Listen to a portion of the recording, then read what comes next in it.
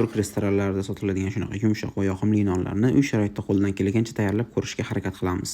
Oliy navli unga sut, sariyog', pistayog', shakar, tuz, bitta dona tuxumni oqi hamda dro'ja solib yumshoqroq xamir qorib olamiz.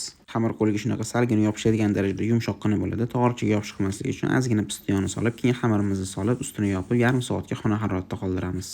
Qo'limizga yopish qolmasligi uchun qo'limizni ozgina yog'lab olib 200 grammdan zuvala qilib olamiz.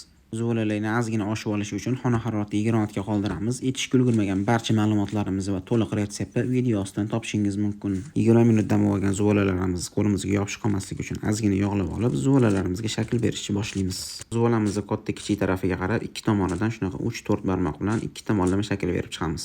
Tuxumni sarig'iga bir qoshiq sut qo'shib, nonlarimizni ustiga surib, ustidan sedana sepib, 200 gradusda qizib turgan pechimizga 8-10 minutga yuvoramiz.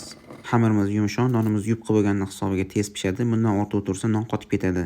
Bu nonni hidi ham, mazasi ham bizning nonlardan sal farq qiladi. Bir marta bo'lsa ham tayyorlab ko'rishingizni tavsiya qilaman. Uy sharoitida qo'ldan kelgancha tayyorlab ko'rishga harakat qildik. Xato va kamchiliklar uchun ma'zur tutasiz. Vaqtingizga rozi bo'ling. Assalomu alaykum.